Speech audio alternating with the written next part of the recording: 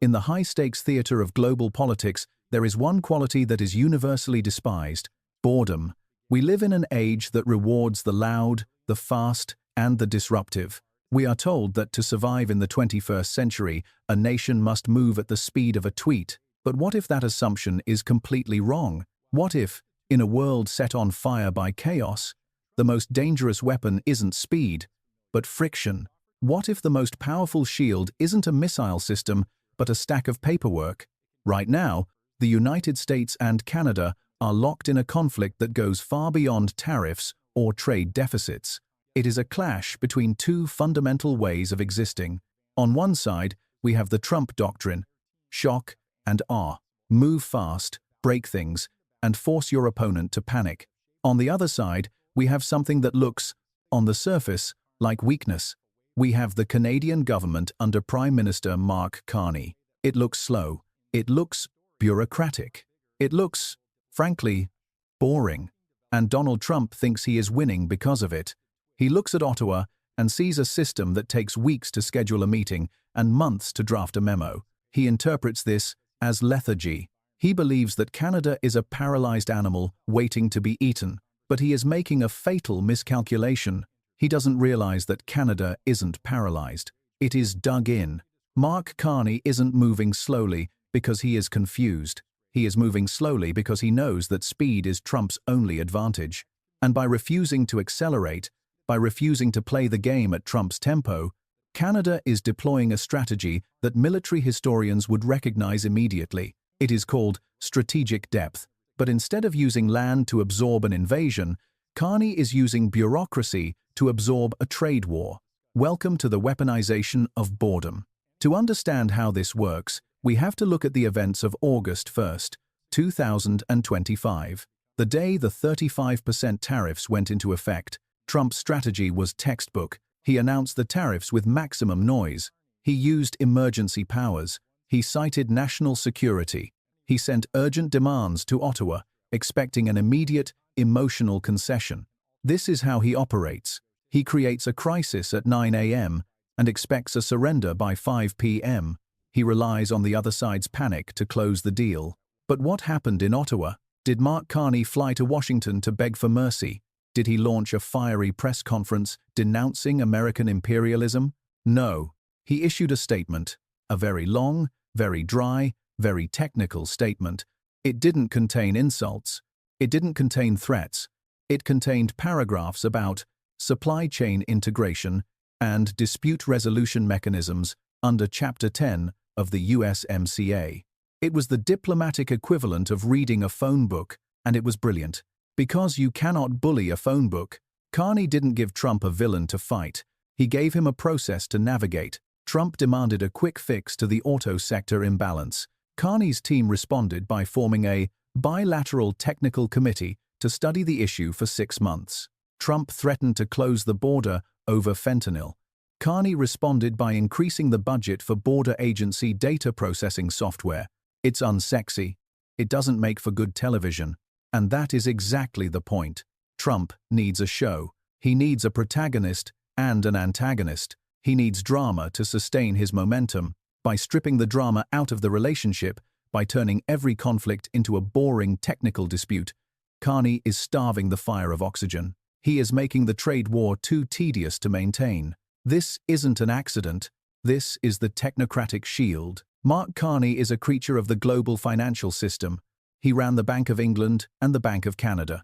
He knows that in the world of high finance, the person who gets emotional is the person who loses money. He understands that stability is an asset class. While Washington vibrates with the energy of a reality TV show finale, Ottawa hums with the quiet consistency of a server room, and global investors are noticing. Look at the capital flows since the tariffs began.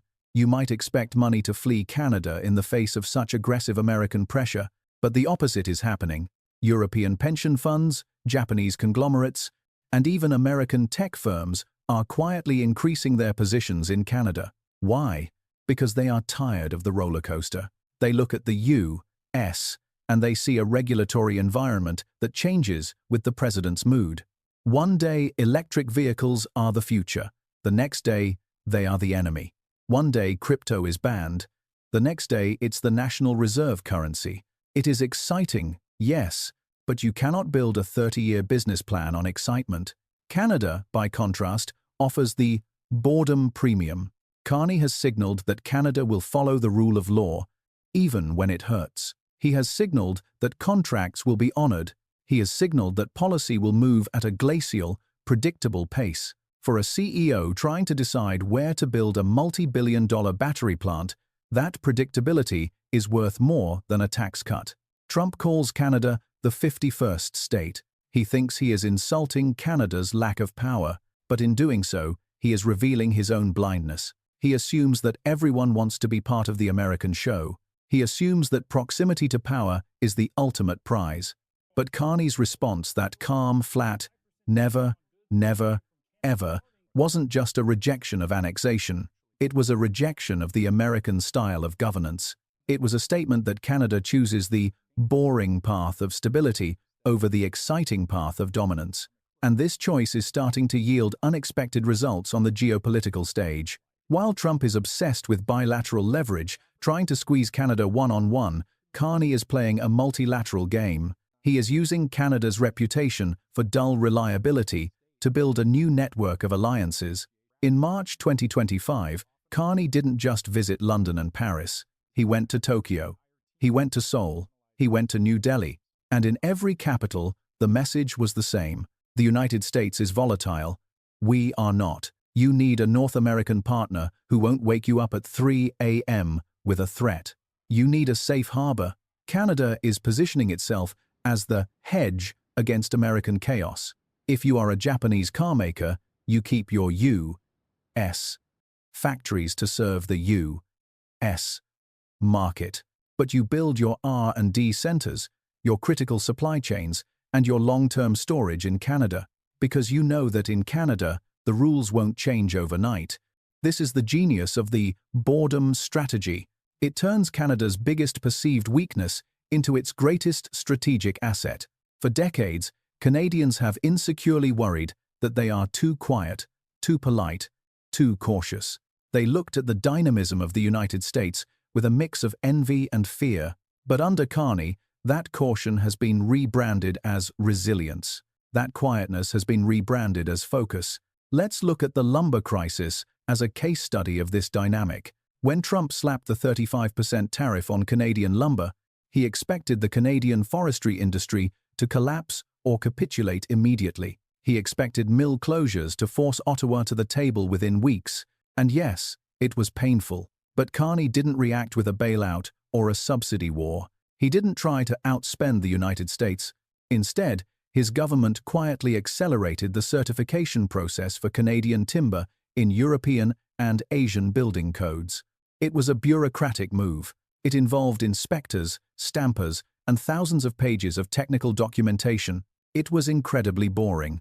But 6 months later, Canadian lumber started flowing into German prefab housing markets and Japanese construction projects. The market diversified not with a bang, but with a whisper. By the time Trump realized that the pressure wasn't working, the supply chains had already shifted. He couldn't squeeze the Canadian industry because it had slowly, methodically leaked out of his grip. This is the fluidity of the boring. Water doesn't fight a rock, it flows around it. Bureaucracy, when used strategically, works the same way. It doesn't confront the shock, it redistributes it. But there is a risk to this strategy. It requires patience from the population, and this is where Carney faces his biggest test. Trump's style is addictive. The drama, the conflict, the simple narratives of heroes and villains, it appeals to the human brain. Carney's style is demanding. It asks Canadians to endure short-term pain for long-term gain without the catharsis of a screaming match. It asks them to trust in the slow grinding gears of the state. Can he maintain that trust? The polls suggest that, for now, the answer is yes. But not because Canadians love bureaucracy. It's because they fear the alternative.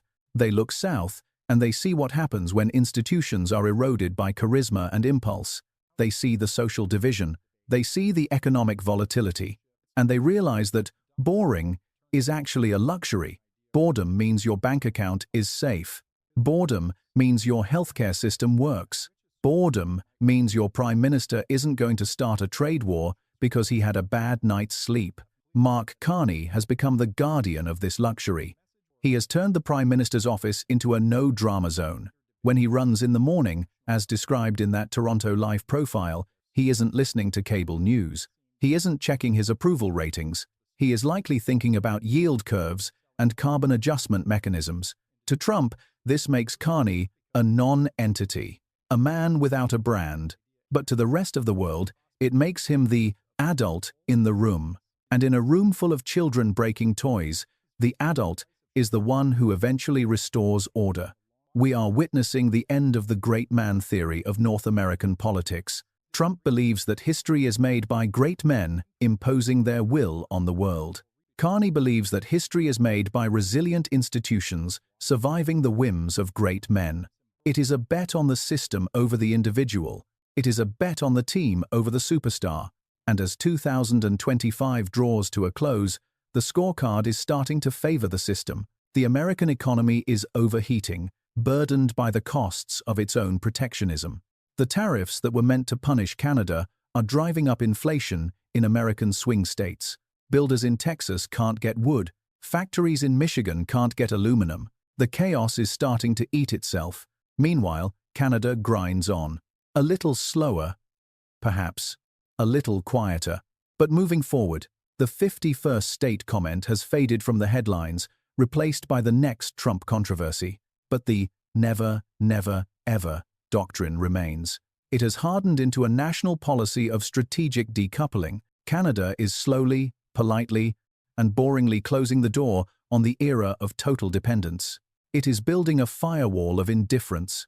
So, the next time you see Mark Carney give a speech that sounds like an economics lecture, the next time you see a Canadian response that seems to be buried in paperwork, don't mistake it for inaction. Don't mistake it for weakness. Recognize it for what it is: armor. Canada has turned itself into a porcupine. It doesn't attack. It doesn't roar. It just goes about its business. But if you try to step on it, you will regret it. And Donald Trump is learning that lesson the hard way. He is learning that you can tweet at a porcupine all night long, but at the end of the day, the porcupine doesn't care. It just keeps walking. This is the victory of the mundane over the magnificent, the triumph of the accountant over the acrobat, and in a world that is spinning out of control, perhaps boring is exactly what we need. What do you think? Is boredom really a strength? Or is Canada just delaying the inevitable? Can a bureaucracy really defeat a movement? Or is Mark Carney just managing the decline in a very polite way? Let us know in the comments below. We want to hear your take on the weaponization of boredom. Make sure to like and subscribe for more deep dives into the hidden layers of global power. Thanks for watching.